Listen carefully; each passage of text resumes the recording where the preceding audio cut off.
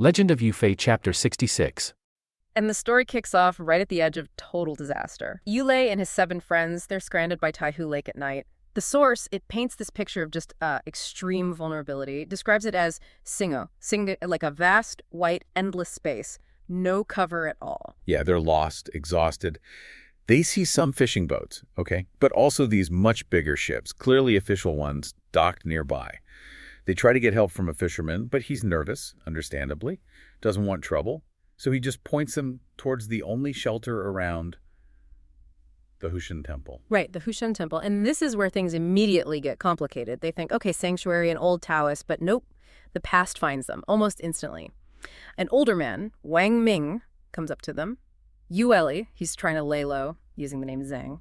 But Wang Ming, he used to work for the family. He was a retainer, a jiajiang, for Marshal Yu. Exactly. It's like something out of a play. You can't escape who you are. Wang Ming takes one look and knows.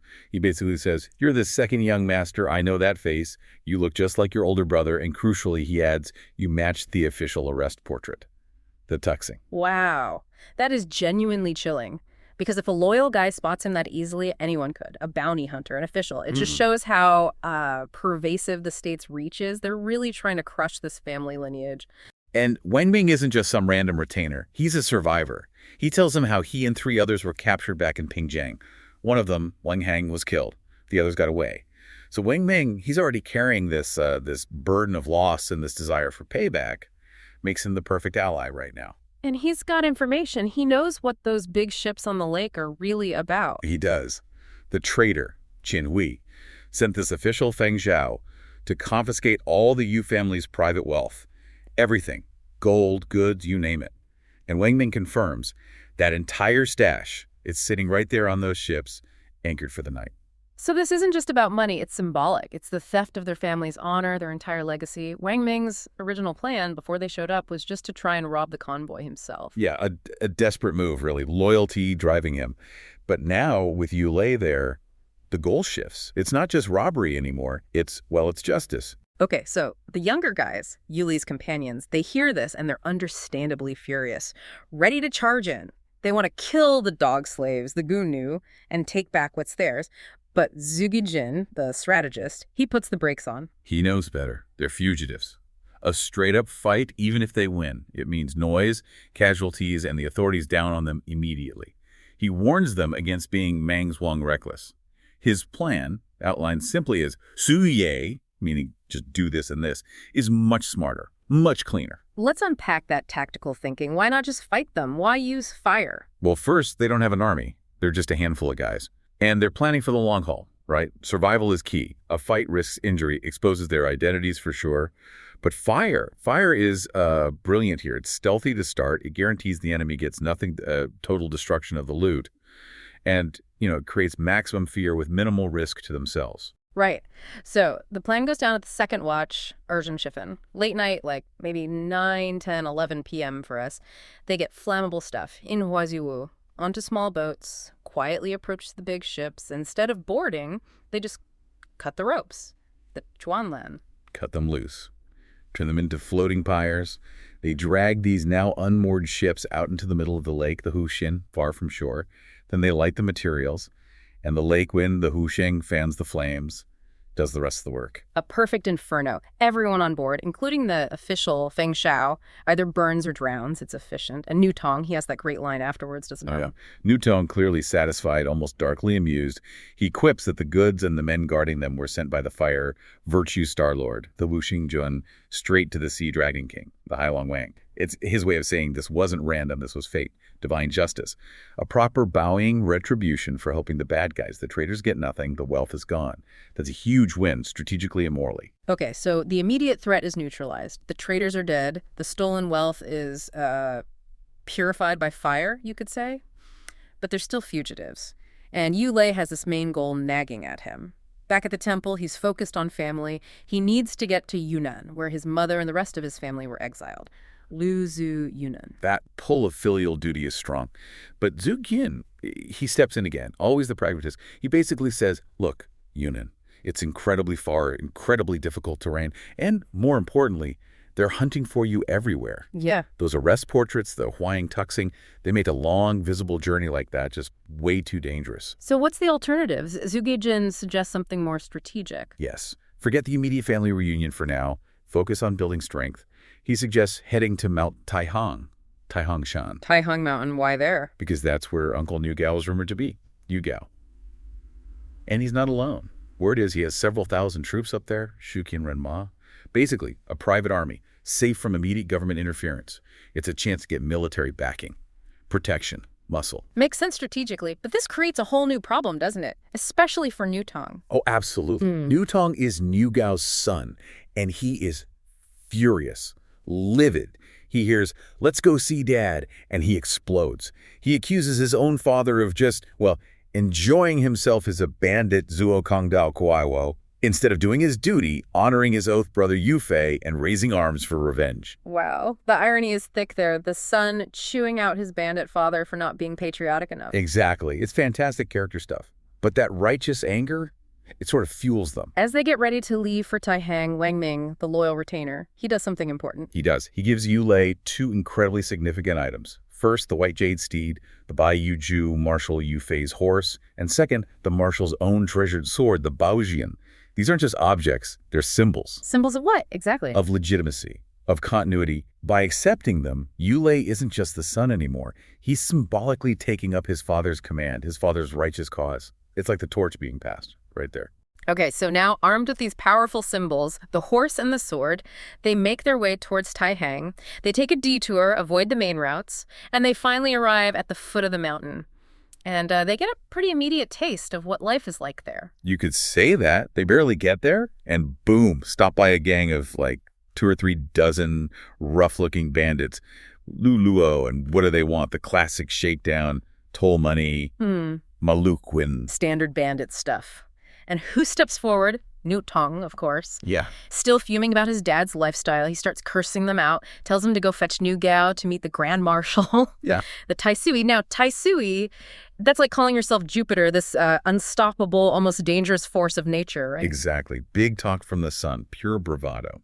But before things get ugly, Yu Lai steps in, calms things down. And he just states his name, Yu Lei. And that changes everything. Instantly, the name Yu Lei, that resonates. These bandits, they might be rough, but they know who Yu Fei was. They recognize the name, realize this is the son Niu Gao has been searching for. Suddenly, it's not about tolls anymore. They scramble up the mountain to tell the boss. So the reunion happens. Is it just Niu Gao? Oh, no. Niu Gao comes down the mountain, and it's a full-on delegation, a who's who of loyalist heroes. Shi Quan, Zhang Xin, Wang Yi, Cao Yu, not the Three Kingdoms one, obviously, Lang, Shengji, King, Xiao King, all these famous generals who remain loyal. It's this incredible gathering of strength, something Yu Lei desperately needed to see. Must have been quite a moment. After the greetings, the emotions, Yu Lei tells them everything. The whole story, lays it all out. The arrest, how Madame Liang rescued them, the exile to Yunnan, the recent hardships, everything. And Yu Gao, he just breaks down, starts weeping, big dramatic tears. Right, but that weeping, it triggers something else, doesn't it? From Niu Tong again. Yes. This is maybe the most powerful moment in the chapter. While Niu Gao is crying his eyes out, Niu Tong steps forward. In front of all these legendary generals, he scolds his own father. That takes guts. What does he say exactly? He lays into him, "Shi si kuts, Bayan," which is basically, you. Instead of thinking about avenging Uncle Yu, you're just here having fun being a bandit. Oof. Right to the heart. In public. It's more than just being cheeky. It's this moment of pure moral clarity. Niu Tong has represented the uncompromising loyalty that maybe the older generation focused on survival had let slide a bit. He's holding his father, and by extension all of them, to the highest standard, the standard set by the martyred Yu Fei. And how does Niu Gao take it? Being called out by his own son like that? Amazingly, he gets it. He's struck by it. And he responds with this saying, often linked to Yu Fei himself. Filial sons, sire, filial sons, rebellious sons, sire, rebellious sons.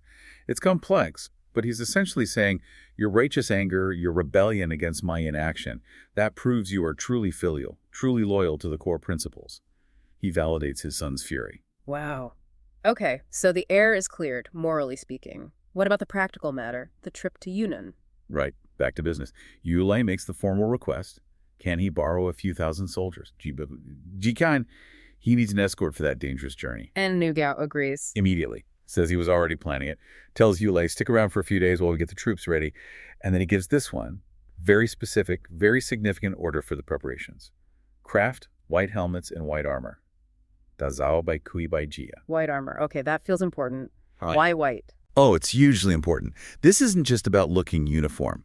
White, in that cultural context, is the color of mourning. Deep, solemn mourning. But also purity.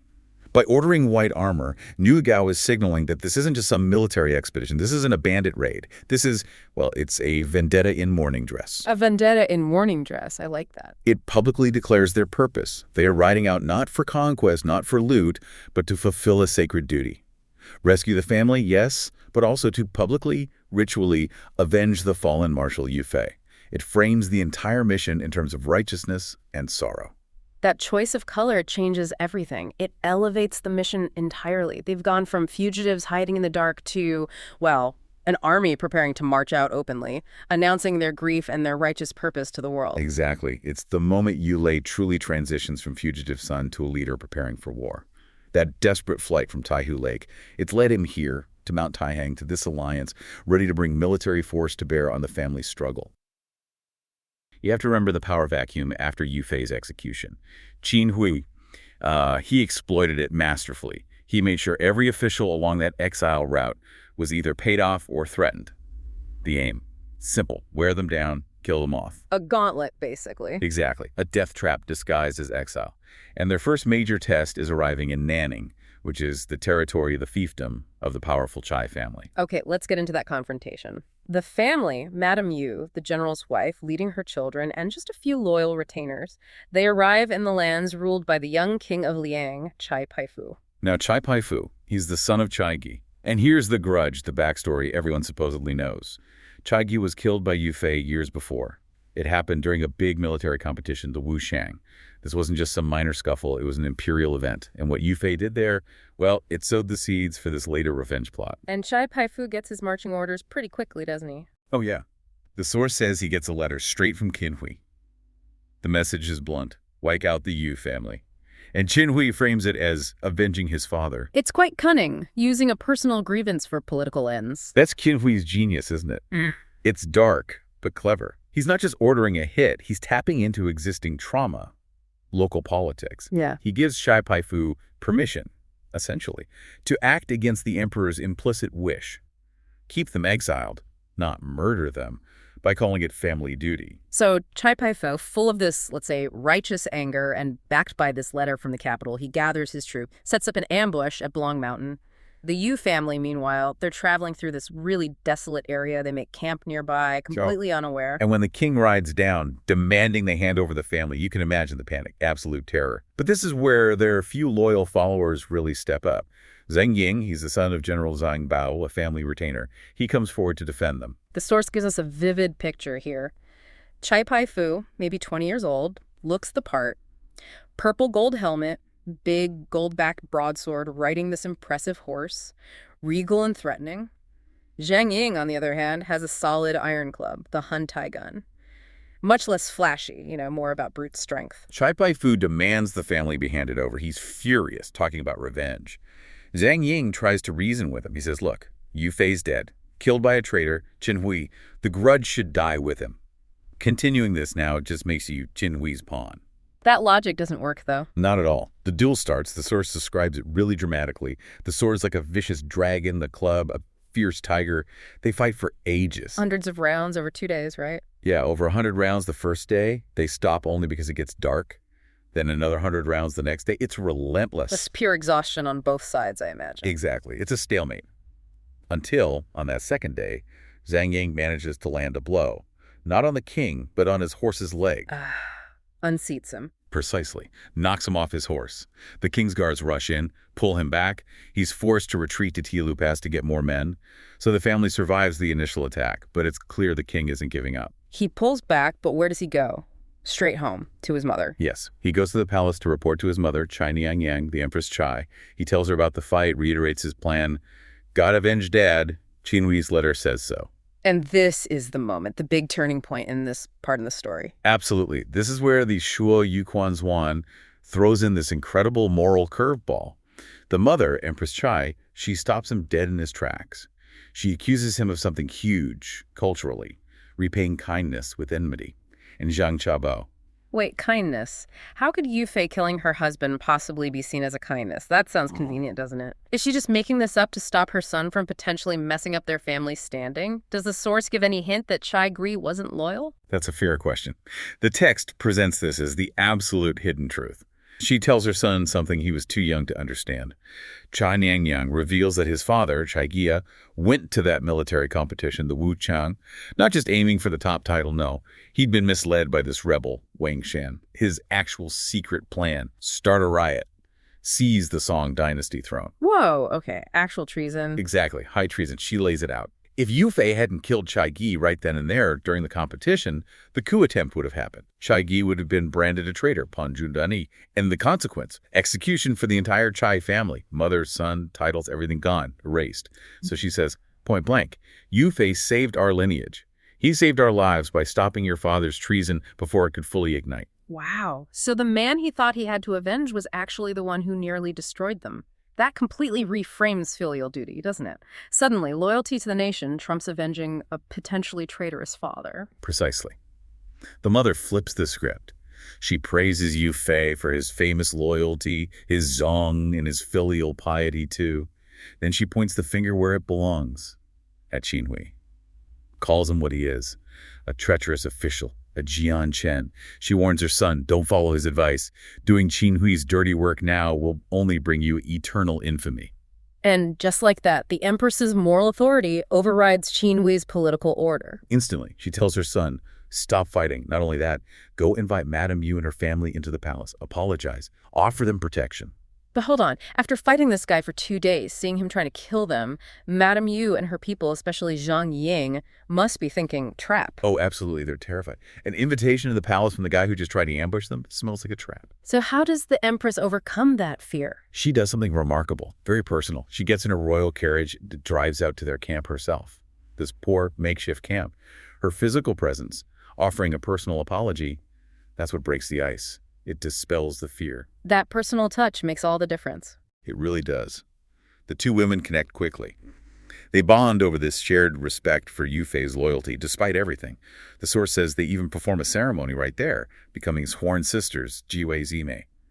Empress Chai is slightly older, so she becomes the elder sister. That's incredible. And what about Chai Pai Fu, the would-be killer? Well, now he has to completely change his tune. He has to bow to Madame Yu and address her respectfully as his maternal aunt, his Yi Mu. He goes from sworn enemy to dutiful nephew in basically an afternoon, all because his mother prioritized national loyalty over misguided grief. So they're safe, at least for now, under the Chai family's protection. Yes, but the journey isn't over. The danger hasn't passed completely. Chai Pai Fu confirms what his mother suspected. He warns them. The road to Yunnan is still dangerous. Qinhui's network runs deep. He mentions specific threats, right? Other officials paid off by Qinhui. Yes, he names 3 generals at key mountain passes. General He Hu at Zenan Pass, General Bao Yun at Pinyin Pass, and General Shi Shan at Jinan Pass. All of them have received bribes and orders from Qinhui to kill the Yu family when they pass through. So even with the King of Liang on their side, the threat persists down the line. Right. But the Chai family comes up with an extraordinary solution. The Empress, Chai Niangyang, insists on escorting them personally. She will travel with them through those 3 dangerous passes, and Chai Pai Fu, the king himself, will go with them as their guard. Using their royal status as a shield against Qinhui's assassins. Exactly. It's a power play. Yeah. Leveraging their own position to counteract Qinhui's influence locally. And does it work? Perfectly. The royal escort gets them through the danger zones. They finally arrive safely in Yunnan. The escorts hand over the family, along with all the official documents, including, ironically, Qinhui's original secret instructions about how harshly they should be treated. So the major political threat, the coordinated ambush plan, is over. But then the story takes another turn. Yes. This is where the danger shifts from high-level conspiracy to the ugly reality of local power abuse. They're handed over to the local official there, a Tiaguan named Zhu Zi. And Zhu Zi immediately causes trouble. Immediately. He's looking over the exiled family, and his eyes land on Yulin's wife, consort Gongxi. The source notes she's young and beautiful, and Zhu Zizi's reaction is just appalling. What does he do? He points at her and basically orders her to step forward and serve my lord. The implication is clear. He intends to take her as a concubine, treat her like property. He thinks he can get away with anything out here in this remote posting. And consort Gongxi refuses. She stands up to him. She does. She declares her status. She's an exiled, shouting Ming Fu, an imperial consort. Even in exile, that title carries weight, signifies she's not just some peasant woman or slave. She refuses to be dishonored. A clash of status versus raw power. Exactly. And Zhu Zi couldn't care less about her status or honor. He dismisses it. He threatens to kill the entire family. And get this. He points to Qin Hui's letter as his justification. He claims the letter gives him permission to do whatever he wants with them. So Qin Hui's influence, even indirectly, empowers this kind of petty tyranny miles away from the capital. Precisely. In this isolated place, the system Qin Hui created gives absolute power to someone like Zhu Zi. Consort Gongxi is faced with an impossible choice. Submit to this horrific insult, or... What? Or uphold her honor and the family's honor. She chooses to embody those core values. Zhong Shaoji, Ye loyalty, filial piety, integrity, honor. How does she do that? Through the ultimate act of defiance and self-sacrifice. Rather than be shamed and violated, she runs toward the steps of the hall and smashes her head against them.